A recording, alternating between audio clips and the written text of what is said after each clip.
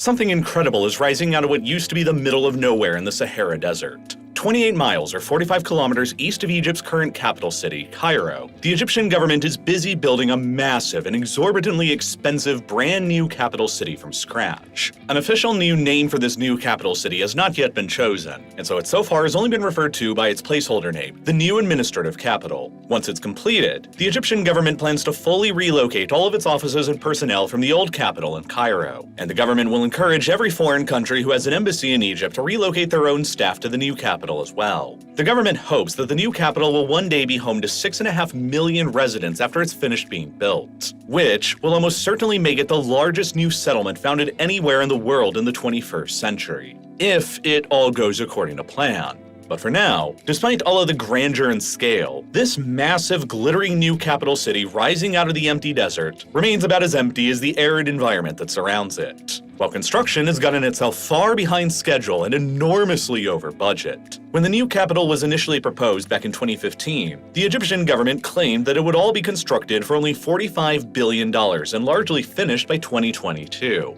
But now in 2024, only a handful of government ministries have been moved in. No foreign embassies have relocated at all, and construction is still ongoing, while the cost for only Phase 1 of the new capital has already ballooned to more than $58 billion. $13 billion over budget.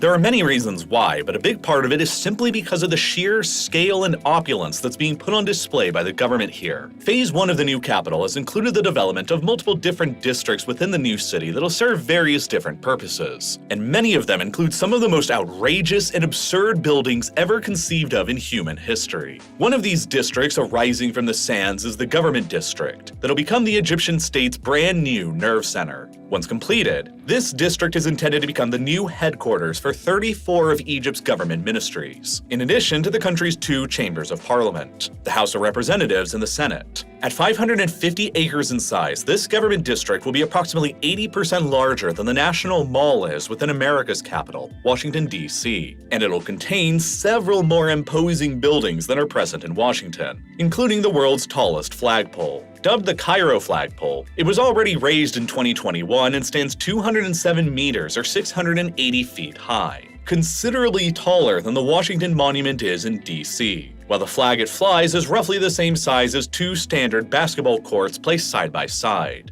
Just to the north of this sprawling government district is another district of about equivalent size, but which is fully dedicated to only housing the new presidential palace complex, which will become the new home residence of Egypt's president. The building that encompasses the presidential palace itself is enormous at around 50,000 square meters of total floor space, which, for perspective, is roughly 10 times larger than the White House in Washington, D.C. that serves as the American president's residence. And leaked photos of the inside of the Egyptian palace have revealed what appears to be an ornate throne hall that resembles the opulent palaces of Islamic sultans from centuries past, that has allegedly been decorated with solid gold. And then the walls that surround the palace complex will include a series of gardens that sprawl across an estate more than 2 square kilometers in area. That's roughly 4 times as large as the walled-off Vatican City is that's the home of the Pope. The new presidential palace complex alone has reportedly cost the Egyptian state somewhere around $3 billion to construct, which puts it on a scale of opulence comparable to Buckingham Palace in London. That's the home of the British monarch, and which has independently been valued by appraisers to be worth approximately $5 billion. Over on the opposite southern end of the government district is Egypt's new Islamic Cultural Center, a mega mosque that is also sometimes officially referred to as the Egyptian Grand Mosque. Inaugurated only last year in 2023, the Grand Mosque was a huge undertaking, drawing from traditional medieval Egyptian Mamluk Islamic architecture. It covers an area of 250,000 square meters and can accommodate more than 131,000 worshippers at a given time, which not only makes it the largest mosque in Egypt, but the largest mosque on the entire African continent, and the largest mosque in the Middle East outside of Saudi Arabia's holiest mosques in Mecca and Medina. The Egyptian Grand Mosque broke multiple world records when it was completed, including the heaviest and largest chandelier in the world, that's more than 53,000 pounds or 24,000 kilograms in weight, with a diameter of 72 feet or 22 meters, and the highest pulpit in the world that's nearly 17 meters or 55 feet tall. And it's not even the only mega religious building to have been constructed in the new capital. There's also the newly built Nativity of Christ Cathedral nearby, a mega church that's the biggest church to have ever been constructed in the Middle East. The church is a cathedral dedicated to Egypt's Coptic Orthodox community, and the construction of the cathedral so close to the Grand Mosque within the new capital was deliberately designed as a symbol of peaceful coexistence between Egypt's two largest religious communities. While it's estimated that around 90% of Egypt's contemporary population are followers of Sunni Islam, the remaining 10% of the population are estimated to be Coptic Orthodox Christians, which makes them by far Egypt's largest religious minority group. And with a population of around 11 million in Egypt, they're also by far the largest Christian community in the Middle East as well. Further west of these new religious buildings in the government district is going to be the new Capital Central Business District, with some highly ambitious projects of its own. Among them is the already completed iconic tower, which was built with the help of the China State Construction Engineering Corporation, with a total of 79 floors coming out to 1,293 feet or 394 meters in height. The iconic tower is already the tallest building in Africa, with an exterior shell designed to resemble the crown worn by the ancient Egyptian god Amun as depicted in Egyptian hieroglyphics. But apparently not satisfied with merely having the tallest building in Africa, the new capital's planners are evidently still plotting to construct the tallest building in the entire world within the new central business district as well. That'll be called the Obelisko Capital. Taking its design inspiration from an ancient obelisk of pharaonic Egypt, this megatall skyscraper is currently planned to have a total of 165 floors and a total architectural height of 1,000 meters, or an entire kilometer. Construction on the building is currently expected to begin sometime this year in 2024, and if completed by its target finishing date of 2030, it will seize the title of the tallest structure in the world from the current record holder, the Burj Khalifa in Dubai, which would only stand 170 meters shorter than the Obelisko Capital might. But the cost of this massive building will carry with it an equally massive price tag, currently estimated to be at least another $3.2 billion. And even that is probably a big underestimation. And since Egypt is already beginning to encounter some pretty serious financial difficulties, it remains to be seen whether or not this part of the project will actually end up getting built or not.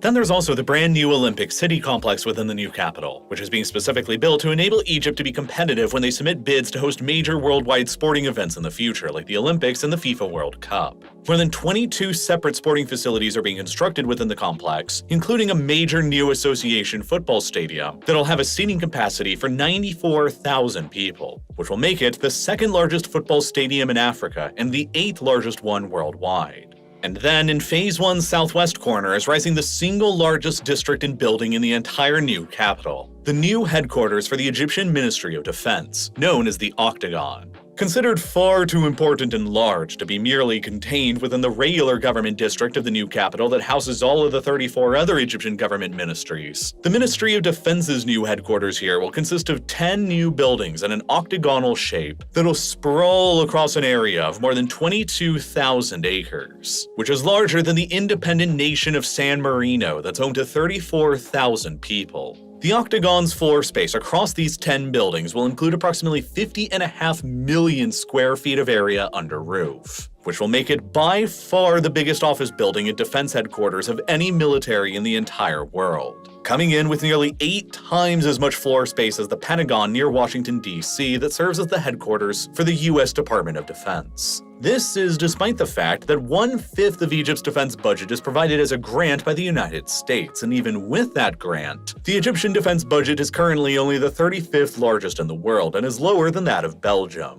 which isn't exactly well known for being a military powerhouse deserving of the largest military defense complex in the world.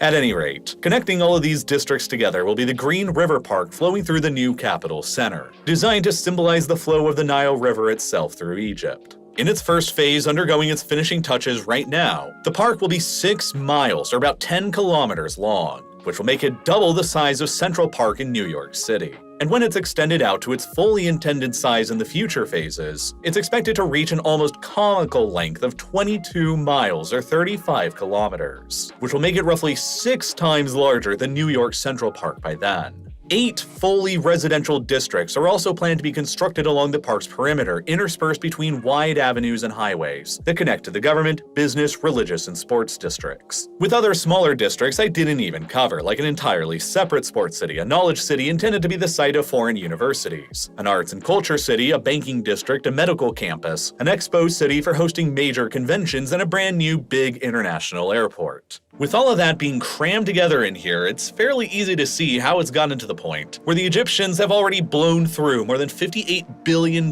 building this thing. And it's all coming at a time when Egypt's government debt has soared to all-time highs. Inflation has soared to all-time highs, the Egyptian currency has crashed to all-time lows, and the country is facing its worst economic crisis in decades. Tens of billions of dollars are being blown on this extravagant new capital city, while 1/3 of the Egyptian population continues to live in poverty, and the people are dealing with all-time high inflation and an all-time low valued currency. And so, perhaps understandably, there's a genuine concern among many that this flashy new capital arising in the desert is contributing to the bankruptcy of the entire country. And few believe that Egypt can actually afford this scale of extravagance in the desert, and so that then begs the question, why is the Egyptian government apparently so willing to bankrupt itself to build this massive new capital city in the first place?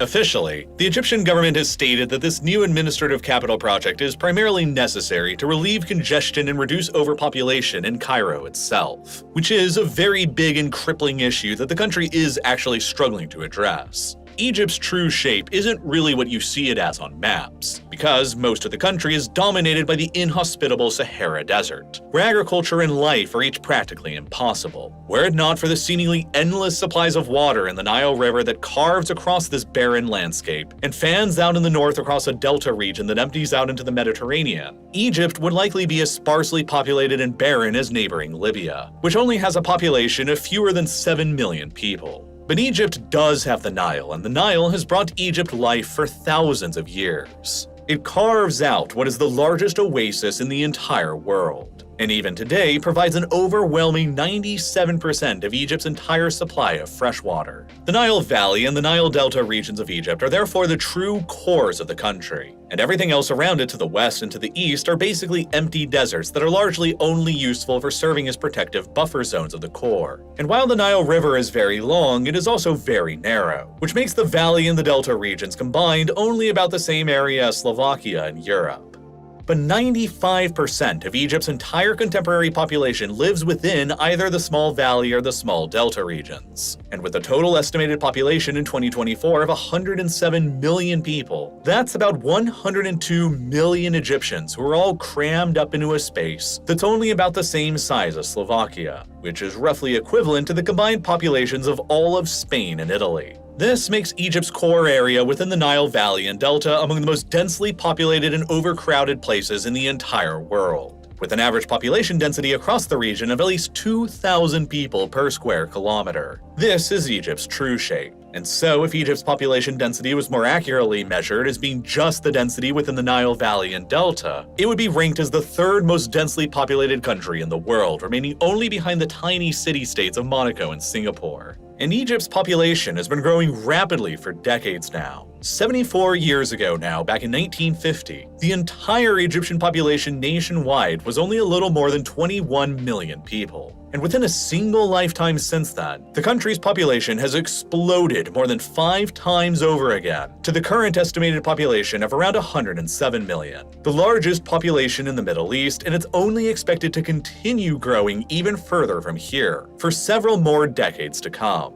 As of 2023, the fertility rate in Egypt has remained well above the world average and continues to sit at around 2.8 children per woman. And though it has been decreasing with time, Egypt's population is still projected to climb up to 160 million people by the middle of the century in 2050, which will only add further population strains on an already very overcrowded country. For an American perspective, Egypt's projected population density in the Nile Valley and Delta by 2050 would be almost like cramming the entire combined populations of California, Texas, Florida, New York, Pennsylvania, Illinois, and Ohio all simply into the state of West Virginia.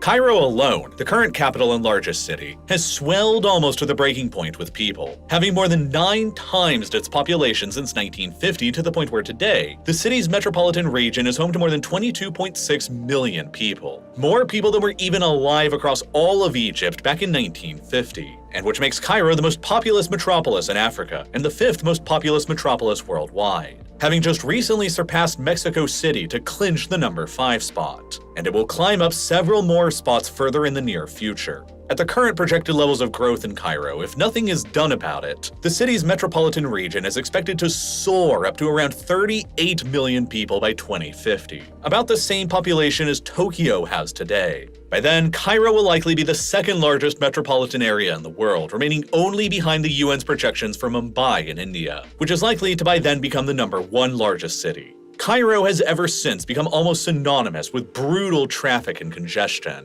to the point where Cairo sometimes hardly even functions. The government's ministries were built spread out across the city back when it was much smaller and less congested decades or even centuries ago. And around Cairo's central Tahrir Square are many of the government's most important buildings, such as the Parliament, the Ministry of the Interior, the Ministerial Cabinet, the United States Embassy, the Supreme Court, and the Ministry of Foreign Affairs. Since security around and between all of these buildings is often necessary and streets are often cordoned off, it's sometimes literally impossible to travel between 2 separate points in the city, which makes government operations and economic activity both monstrously inefficient.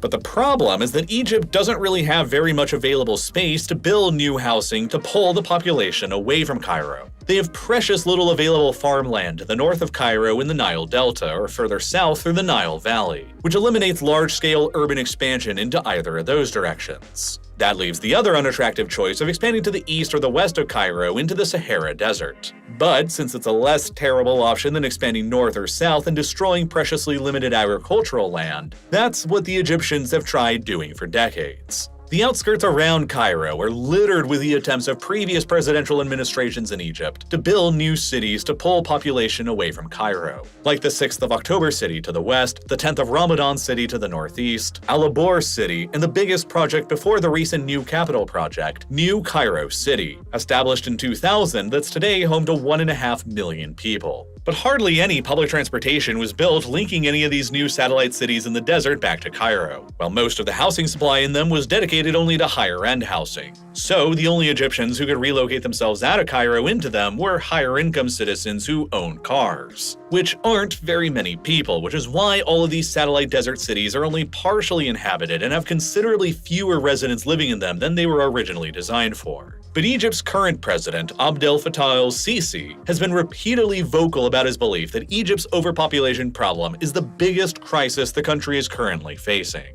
In 2017, his government rolled out the 2 is enough campaign in Cairo, encouraging Egyptian families to limit themselves to only having 2 children. El-Sisi has also praised China's infamous one-child policy during speeches in the past, and he has tasked his own government to reduce the nationwide fertility rate down from the current 2.85 to just 2.11 by the early 2030s. And in addition to reducing the country's fertility rate, El-Sisi has also become the latest in a long-running line of Egyptian presidents to try his hand at building a new city beyond Cairo to relieve the city of some of its dense population and congestion. Which is why El-Sisi's government hopes that the new administrative capital project that they're building out in the desert will eventually be home to 6.5 million people. But relieving congestion and overpopulation in Cairo is really just the publicly stated reason for the whole big project. The other, more quiet and less official reason is to reduce the odds of El-Sisi and his authoritarian military regime from getting overthrown during a revolution or a coup d'etat, while simultaneously enriching himself and his supporters along the way. Back in the early 2010s, Egypt was a pretty unstable place politically. The country had been ruled for nearly 30 years by a single longtime strongman leader named Hosni Mubarak, who had by 2011, for a variety of reasons, fallen out of favor with most of his people. Protests against his continued leadership gathered in Cairo's central Tahrir Square, nearby to many of the Egyptian government's most important offices. And the protests steadily evolved into a full-blown revolution that forced Mubarak from power. The Egyptian armed forces then stepped in to temporarily assume power in the country until a democratic election could be hosted that came the following year in 2012, which saw the Egyptian people democratically elect an Islamist to power from the Muslim Brotherhood Party known as Mohammed Morsi. Morsi then went on to attempt and create a new Islamist-leaning constitution in Egypt, which sparked further outrage in the country and led to renewed mass protests erupting again just the following year in 2013, that were finally taken advantage of by Morsi's then Minister of Defense, General Abdel Fattah el-Sisi. El-Sisi initiated a military coup d'etat against Morsi and forcibly overthrew him from power. And then, when fresh new elections were hosted in 2014 that were boycotted by all of the country's opposition parties, el-Sisi emerged as Egypt's new president. Part of what had made it so possible for protesters and revolutionaries to overthrow the Egyptian government twice in 2011 and again in 2013 was their ability to mass literally millions of people into Cairo's central Tahrir Square, that overwhelmed the narrow streets with blockades that eliminated the government's ability to access or even defend its important offices nearby, which forced the government into conceding to their demands. It was how el-Sisi rose to power in Egypt in the first place. And learning from the mistakes of his predecessors, it wasn't a coincidence that within a year of him securing power with the presidency in 2014, el-Sisi announced the plans for the brand new capital city in 2015. By the time it's eventually finished, there will hardly be any government power remaining within Cairo at all. All of the government's ministries, the parliament, and el-Sisi himself will have all relocated themselves 23 miles, or 45 kilometers east of Cairo, putting all of that distance between themselves and the tens of millions of everyday Egyptians left behind. In order to replicate the successful revolutions of 2011 and 2013, millions of Egyptians would have to travel out of their way from Cairo to the new capital. And since only around a quarter of Cairo's population even owns a car, that means that most of them are going to have to travel by foot, which will take about 13 hours to walk across the Sahara Desert, with likely multiple military checkpoints placed all along the way. And then, to complicate any potential rebellion's odds of success in the new capital even further, the new capital is being designed in a way to make any protest there as difficult as possible. All of the roads and avenues are designed to be as wide as possible to make barricading them as challenging as possible, a design that replicates many other capital cities from around the world. More than 6,000 security cameras are intended to be installed within the new capital city that is directly inspired from Chinese government surveillance systems, complete with a similar Chinese-fashioned central command surveillance system that'll track everything going on in the capital at all times through the thousands of cameras' live broadcasts. The city will include hardly any public transportation, which will make moving the masses around it challenging, while the presence of the military's massive new headquarters so nearby at the Octagon complex will allow the entire might of the Egyptian military to rapidly deploy a crackdown against any potential threats. Once completed, the new capital will firmly separate the Egyptian government and head of state from the Egyptian people, like a 21st century version of Versailles. More than 340 years ago, French King Louis XIV made a similar policy decision when he relocated his entire court and seat of government away from Paris towards his new exorbitant palace at Versailles, about 12 miles or 19 kilometers away from the center of Paris. For the next century after the move was made, Versailles acted as the de facto capital of France over Paris, isolating the French monarchy and government from the people they ruled over in Paris and separating their problems from the king. But in the end, the French government's move to Versailles made little difference, as in 1789, more than a century after the move was made, the French Revolution exploded and forced the monarchy and the government back to Paris at gunpoint, where it has remained at ever since. And like Versailles did for the French nobility in separating the government from the people, the brand new Egyptian capital being built today is directly enriching the government of el-Sisi and his military supporters as well. In the beginning, when the new capital city was announced back in 2015, el-Sisi's government promised that not 1 cent of Egyptian state funds would be contributed to the new capital's construction. Investors from the United Arab Emirates were originally planned to finance the entire project, but that original plan ended up falling through. When Chinese investors largely backed out of the new capital project as well, el-Sisi's government was forced to finance the construction of everything through Egypt's public resources by taking on loans, increasing the government's debt, selling state-owned land, or by directly allocating parts of the government budget to the construction itself. And after the UAE investors fell through on the new capital, the Egyptian government simply set up a brand new company to oversee the capital's construction going forward, that they've called the Administrative Capital for Urban Development, or ACUD, which is, interestingly, owned 51% by the Egyptian military, and only 49% owned by the Egyptian Housing Ministry. This company is the one who receives most of the government contracts to carry out the grandiose construction projects going on within the capital, and their financials are completely non-transparent and not subjected to public auditing or independent oversight, which is very convenient. High-ranking members of the Egyptian military are significant shareholders, suppliers, or supervisors for the construction work going on, and they're likely all profiting to the tune of billions of dollars off of the work. And since most of the money for the capital has come from Egypt's public resources, this entire new capital city project has essentially been a massive wealth transfer from the Egyptian public to the Egyptian generals and to El-Sisi himself. And as the whole project has become a bottomless black hole for money with more than $58 billion dumped into it already, Egypt has had to take on more loans and more debt to pay for it all as crisis after crisis since 2015 has pounded the country's finances even further. After El-Sisi and the military overthrew Morsi and the Muslim Brotherhood in 2013, an Islamist insurgency in opposition to the new military regime has been raging in the vast, rugged, sparsely populated, and difficult-to-control Sinai Peninsula. The Egyptian army has lost more than 3,200 soldiers fighting against this insurgency in the Sinai since it began, which is more than how many US troops were lost across 20 years of counterinsurgency operations in Afghanistan. The Sinai insurgency has represented the most major internal security crisis for the Egyptian state to deal with, while multiple external crises have made Egypt's economic situation even worse. There was the COVID-19 pandemic that began in 2020 that rocked every country in the world. And then Russia's invasion of Ukraine in 2022 impacted Egypt especially hard because of their exports of wheat to the country. Without enough arable land along the narrow banks of the Nile to provide for its own burgeoning population growth, Egypt has been forced to import the majority of its wheat supplies from abroad, which has made the country the largest wheat importer in the entire world. Roughly 55% of the country's wheat supply was imported from abroad. And in 2022, immediately before the war in Ukraine began, about 60% of Egypt's imported wheat was coming from Russia, and another 22% of it was coming from Ukraine. The outbreak of war in Ukraine and in the Black Sea sent global wheat prices skyrocketing and hampered Egypt's access to its usual sources of imports, which rocked the country's economy even further.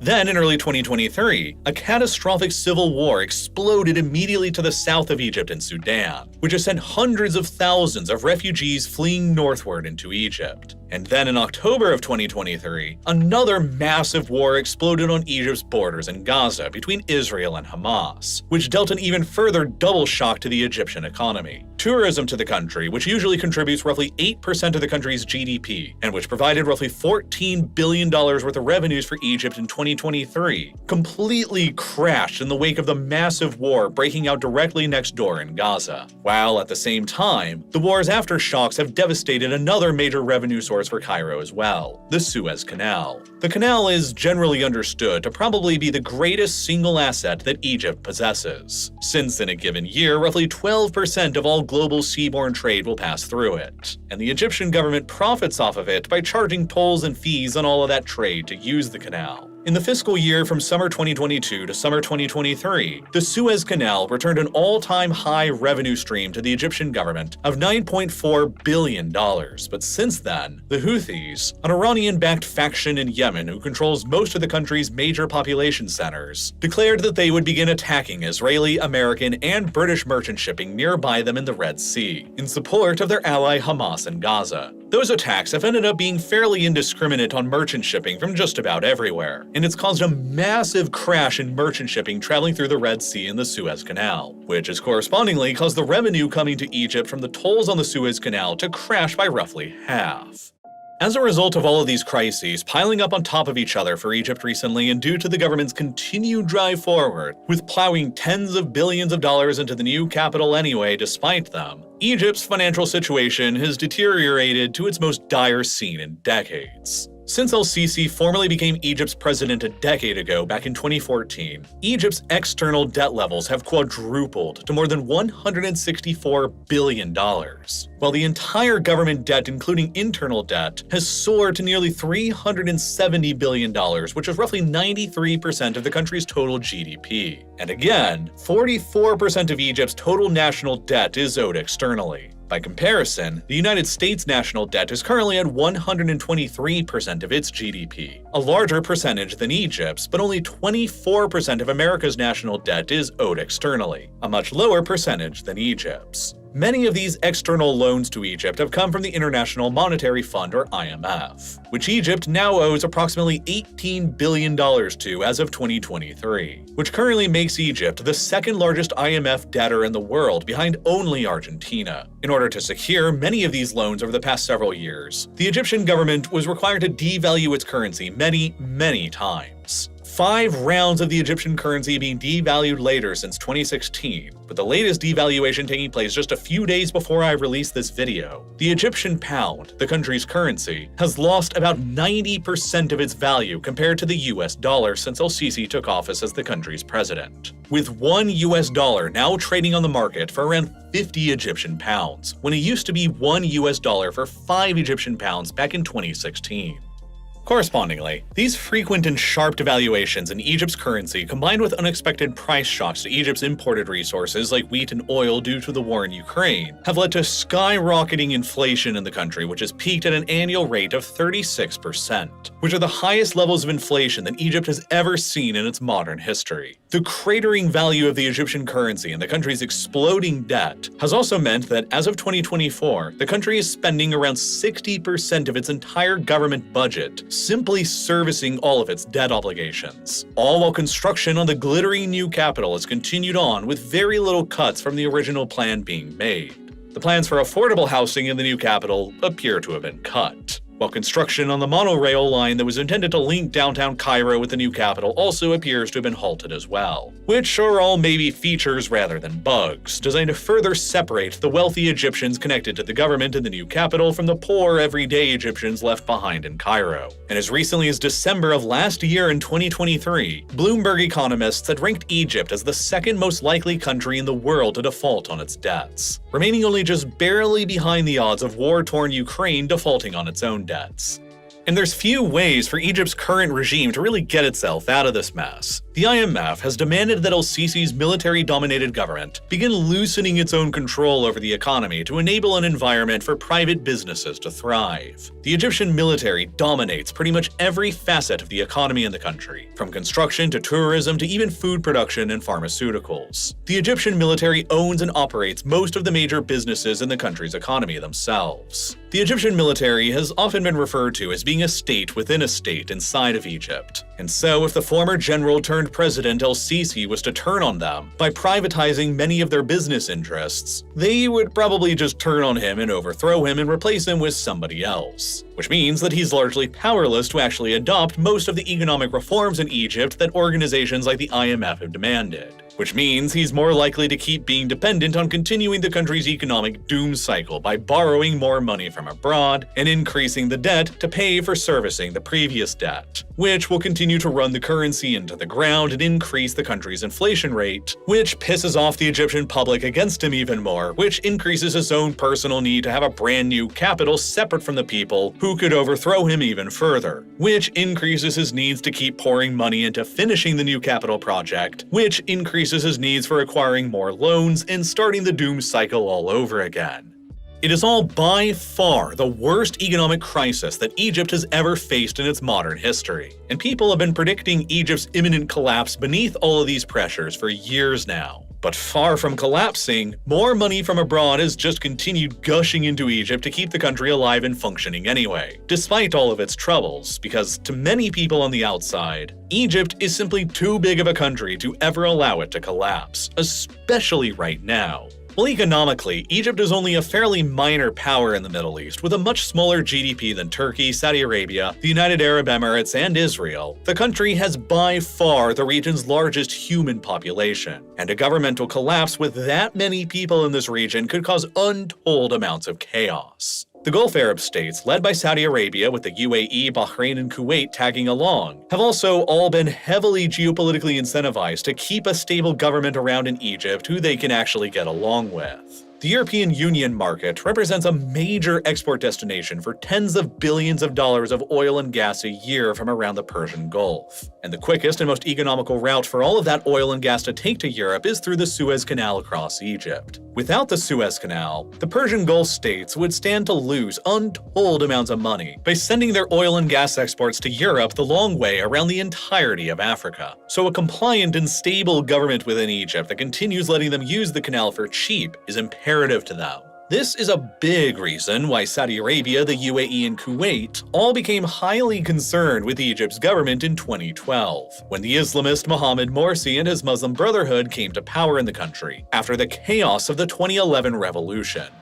Like most political Islamist movements, the Muslim Brotherhood advocates for the supremacy of the Islamic faith and government over what they view as secular man-made monarchies like the Saudis, which is why the Saudis, the Emirates, Kuwait, and Bahrain all interpret the Brotherhood as a major direct threat to their own monarchical rule, and which is why most of them have even gone so far as to formally designate the Brotherhood as a terrorist organization. You see, there's a sort of Cold War going on across the Middle East, between the monarchist Gulf Arab powers on one side, led by the Saudis and Emiratis, who are opposed to political Islamist movements like the Brotherhood, and on the other side are the countries who more openly back political Islamist movements in the region, led by the duo of Turkey and Qatar. So, when the Brotherhood came to power in Egypt in 2012, Turkey and Qatar were each delighted, while the Saudis and Emiratis were terrified. Not wishing to see Egypt fall into the camp of their political Islamist rivals, the Saudis, Emiratis, and Kuwaitis all backed Abdel Fattah el-Sisi's military coup that overthrew the Brotherhood government in Egypt in 2013.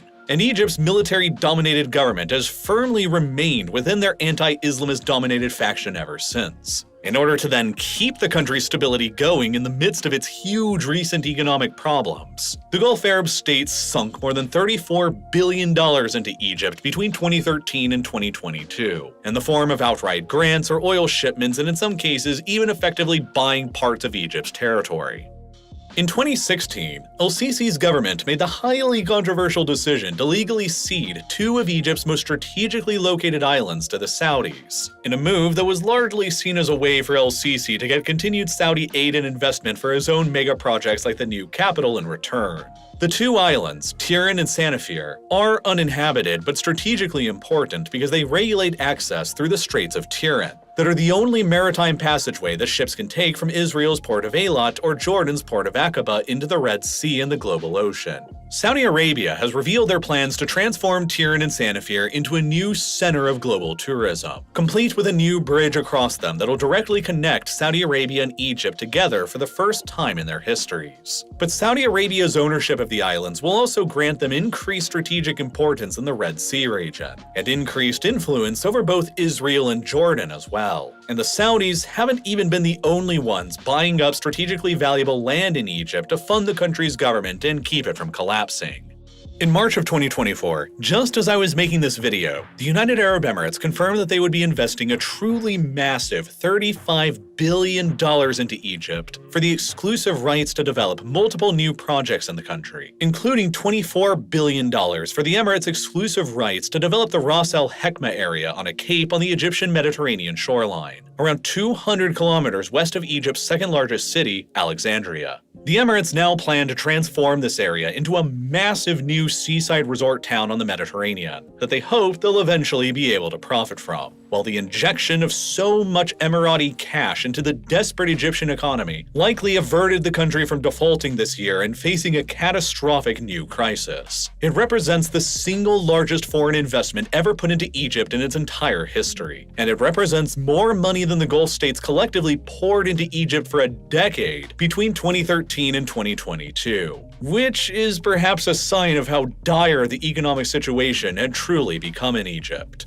And the Emirati cash for Egyptian assets like Ras Al Hekma hasn't even been the only money the country has received recently. Egypt's stability is important to the European Union too, because the country is one of the primary avenues of refugee and migrant flows into southern European countries like Greece. And so, rather than see the country's economy collapse and the unpredictability that would follow from that, the EU has recently been floating the idea around of an $8 billion aid package to Egypt as well. And Egypt and its stability is also very, very, very important to the United States as well. Egypt was, after all, the very first Arab country to ever make peace with Israel and recognize the Jewish state back in 1979. Ever since then, Washington has sought to transform Egypt's early recognition of Israel's existence into an example for the rest of the Arab world to follow, by basically rewarding Egypt as much as possible for having done it. Egypt alongside Israel each became officially classified by Washington as major non-NATO allies in 1989, and each have become the pillars of Washington's military strategy and footprint in the Middle East region ever since. Since making peace with Israel in 1979, Egypt has been the second largest recipient of United States foreign aid in the world, only after Israel itself. And a whopping $51 billion of that American foreign aid to Egypt has been military aid. Since 1985, all American military aid to Egypt has been considered grants that have never been needed to be paid back, and Washington has usually maintained a grant of about $1.3 billion in military aid to Egypt on an annual basis ever since.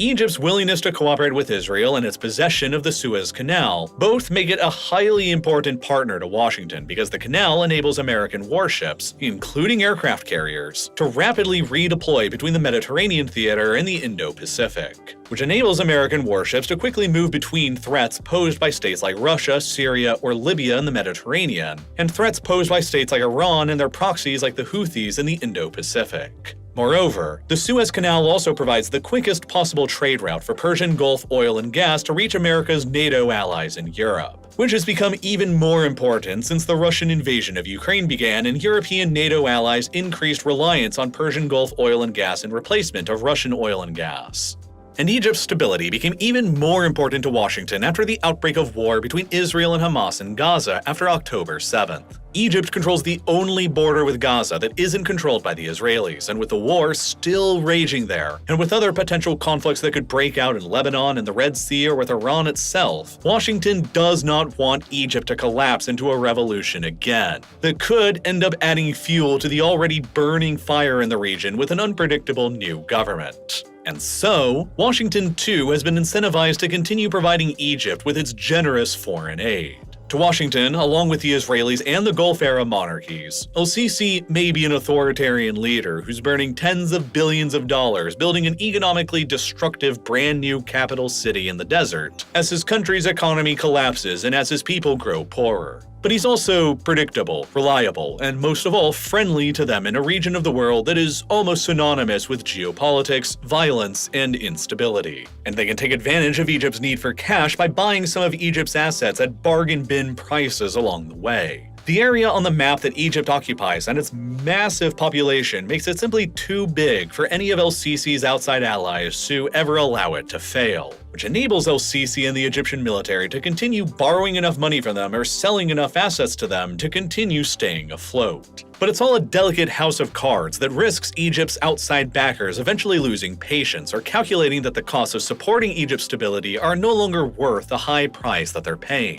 Egypt's new capital arising in the desert is the symbol of this international calculus that considers the value of Egypt's geopolitical worth stacked up against a seemingly bottomless money pit. So long as the equation remains in Egypt's favor, their construction on the megaprojects in the new capital are likely to continue moving forward. But if the calculus ever shifts and Egypt's outside supporters stop sending in more cash, then Egypt's new administrative capital may become tested by the Egyptian people the same way that Versailles was tested by the French people more than 235 years ago. Now, there's a lot of data that goes into producing these kinds of videos. Whether it's showing how tall Egypt's proposed megatall skyscraper will stack up against the Burj Khalifa, how Egypt's new military headquarters at the Octagon compares to the sovereign country of San Marino, what Egypt's population density pattern looks like, or why Saudi Arabia wanted to purchase these islands from Egypt. The ability to visualize raw data like this on the map is exactly what makes learning about these things so fascinating to me. And it's why the Exploring Data Visually course is one of my favorite courses that I've ever taken with this video sponsor, Brilliant.org. Brilliant.org is a STEM learning platform that helps you learn by actually doing. They don't just give you a mountain of text and expect you to remember everything you read. They use interactive exercises to teach you the intuitive principles, then build these principles upon each other so that you can genuinely understand complex subjects like data visualization and analysis, statistics, computer science, astrophysics, and tons of others. They really know how to teach for results, which is why Brilliant.org is perfect for the kind of person who wants to learn because they love learning, not because they're being forced to. And best of all, with their mobile app and smaller bite-sized course chunks, it's really possible to fit learning on Brilliant.org into any schedule, no matter how busy your day-to-day activities are. So, if you're the type of person who loves learning new things, you can try out everything Brilliant.org has to offer for free for a full 30 days by clicking the button here on your screen right now, or by visiting Brilliant.org/RealLifeLore, or by clicking the link down below in the description. And best of all, you'll also get 20% off of an annual premium subscription. And as always, thank you so much for watching.